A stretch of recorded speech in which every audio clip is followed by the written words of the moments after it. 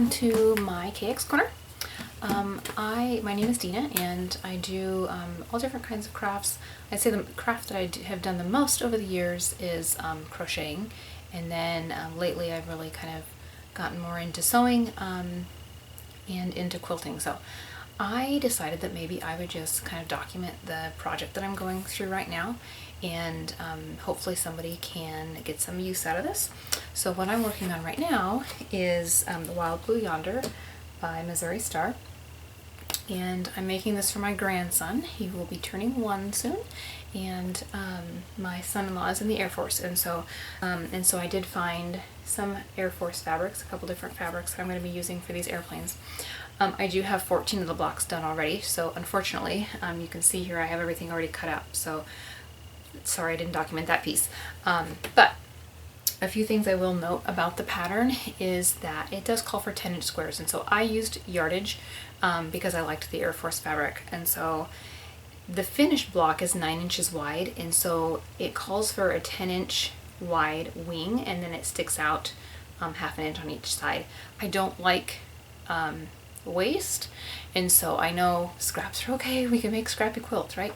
But if I can avoid the waist to begin with, because I'm a little overwhelmed with all my scraps, I don't know what I want to do with them yet, so I just cut these wings to 9 inches with my yardage, since I was using yardage instead of blocks, 10-inch squares. The other thing that I changed is down here on the bottom, on either side of the tail, the pattern calls for a 1.5 by 5-inch piece of your background fabric. But as you can see, it would hang way off the block. And so what I found is if I cut it down in half, so these are 1.5 by 2.5, they fit perfectly on either side of the tail. So this is what we're going to walk through right now.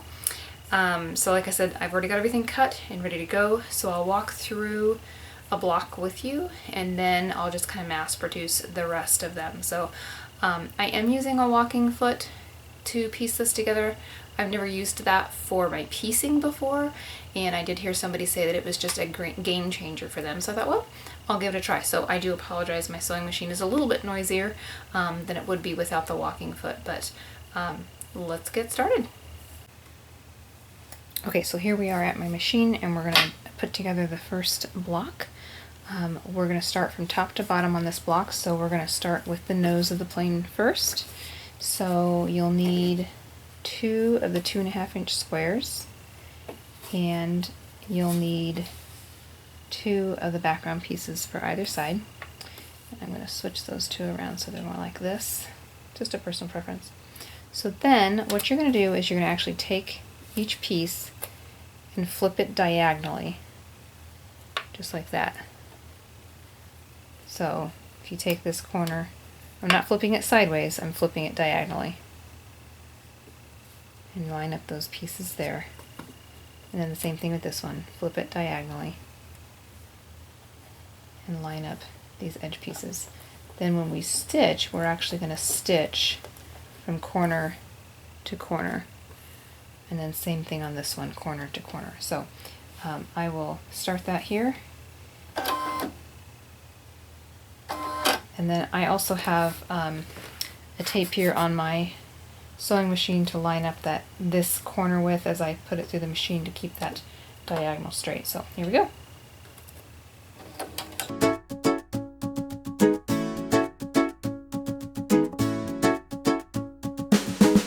Whenever I stop and start, I always use these scrap pieces, and it's just a scrap piece of fabric. So then I can keep my stitches going. I don't have that chance of the bobbin kind of knotting up on the back side of my fabric when I start a stitch, so I've always got a clean stitch here. So you will see me use those quite a bit. When I start mass producing, I don't need one between every single one, but while I'm doing just one block at a time, I do need one in between. So you can see now that those points came together just like that. And I'm going to take this over to my cutting mat real quick and just cut these extra pieces off. Alright, so there we go. And now we have our pieces here. And I'm going to finger press the seams open. I know that's personal preference. Some people like to press their seams to the side, and some people like to press them open. I think pressing them open is best. I like that. Rather than just pressing to one side, I feel like sometimes it gets a little too bulky when you've got a lot of points coming together. So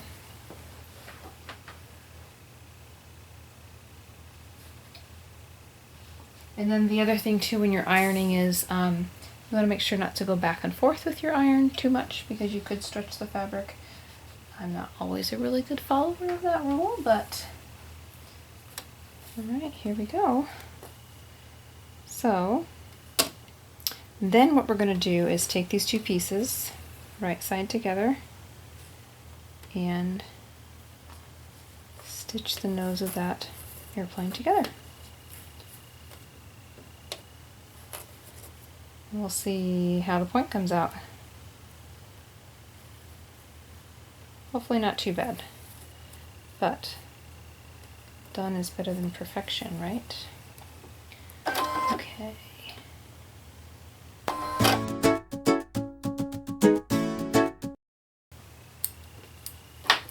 Alright. And there is the nose of our plane. Not too bad on that point, I don't think so. Anyways, I don't know if you can see that in the camera. That's not bad. So I'm going to finger press this open and then take it to my iron.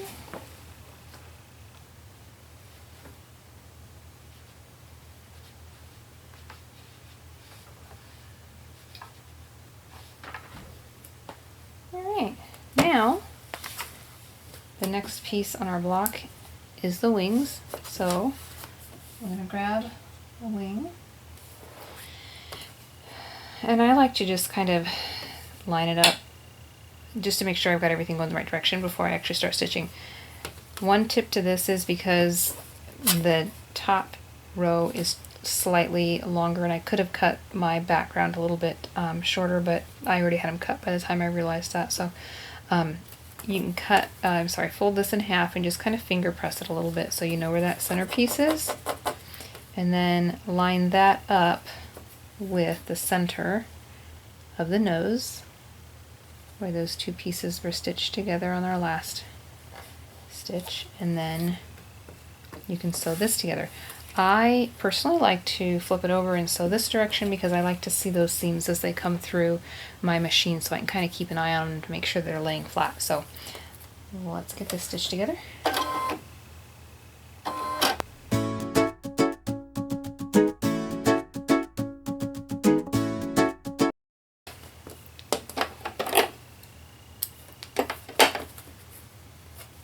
Alright, there we go. Okay, so I'm gonna finger press this open and take this to my sewing machine.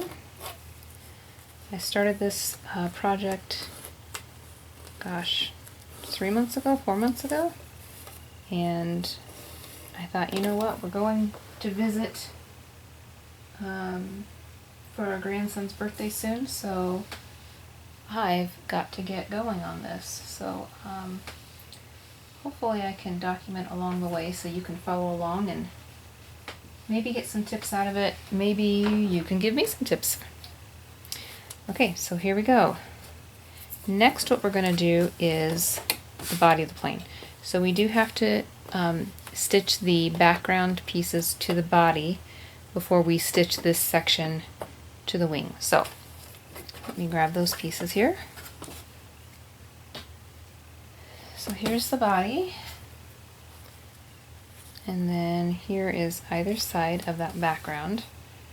And I love this fabric that it just turned out perfectly, that it's like sky. So okay, so a tip on this. Apparently I'm just really slow because it took me a while to figure this out. When you stitch these together, typically, you know, when you stitch two squares together, you're going to put your little corners together and you're just going to stitch right down, right? That does not work because then your edges end up coming out like this. They're kind of offset a little bit. What you need to do is have the two fabrics where your 1/4 inch seam allowance is going to be, that's where they kind of come together. So hopefully you can see I've offset this just a little bit so that my 1/4 inch seam allowance, when I come stitching right here, that's where my two fabrics meet. That's kind of where they come together.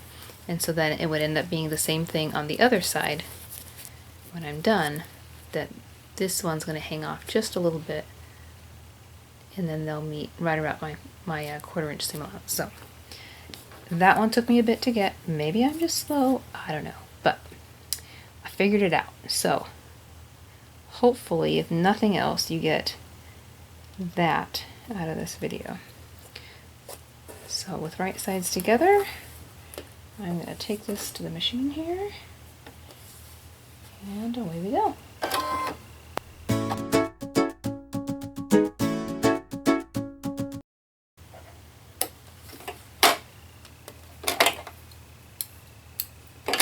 Alright, and then before I press the other side, I'm going to go ahead and attach this one again with that overlap.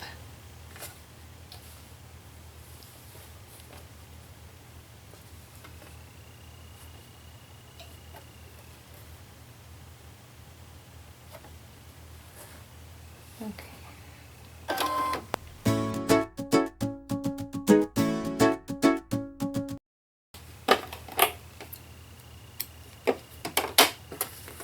Alright, so it's not perfect. I've had better ones. I've also had worse ones. The edges didn't come out quite like I wanted, but not bad. And I kind of bank a little bit on when I actually quilt it that it will hide some imperfections, so finger press it and take it to my mat.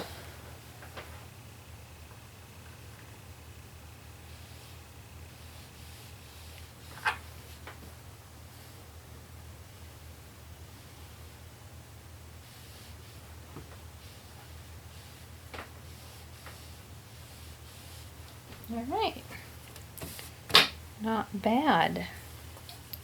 Now we're going to attach this to the wing.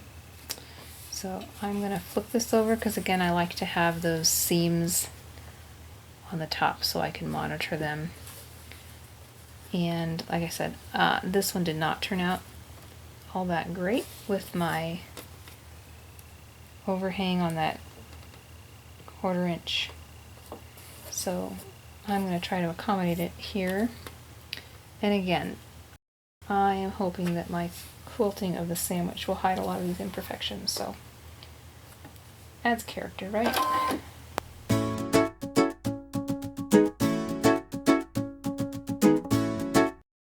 Alright. It's looking pretty good. Okay, I'm going to press and take it to the mat.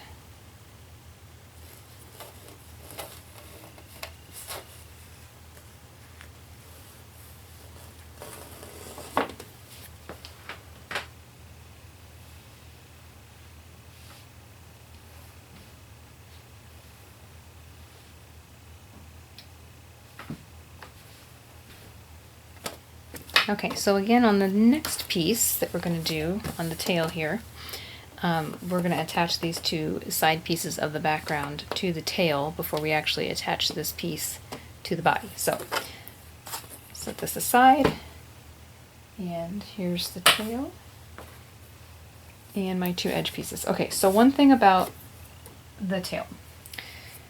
Again, I don't like waste, and so when I cut out the tails, I cut them out from a 5-inch strip with the fabric, which meant that my tails are going the wrong direction. So my fabric goes like this, but I'm putting them on my plane like this.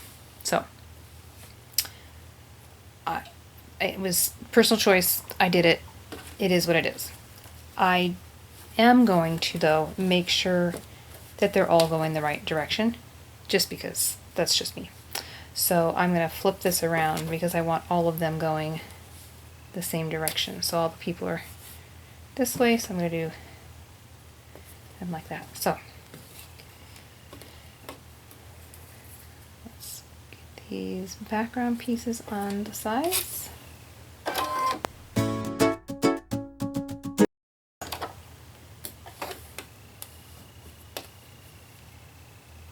And then I'm just going to go ahead and attach the other one too while I'm here.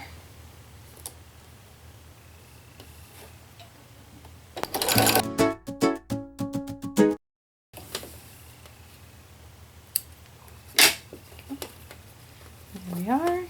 Finger press it open.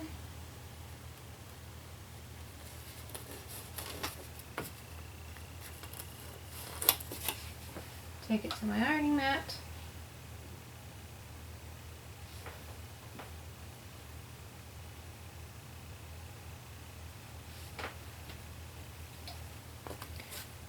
And here we are.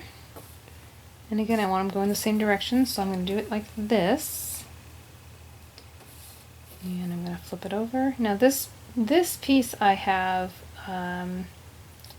seams both on the top and the bottom, so I'm just going to kind of do my best to monitor the ones on the bottom as we push it through. Here we go.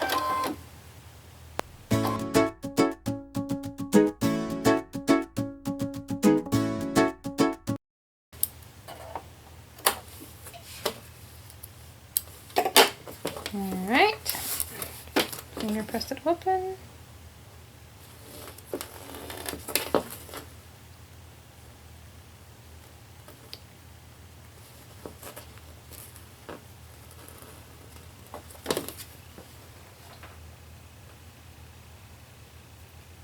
And then just run it through my iron here quick.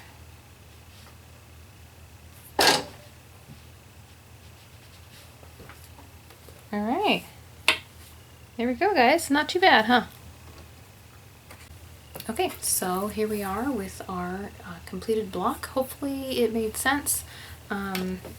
If you have questions that I can answer, please ask. If you have tips for me, please let me know. So I am going to attempt to document the rest of the process through this quilt. So like I said, I'm hoping to have it done soon when we go visit. So yeah, stay tuned. Talk to you soon. Bye.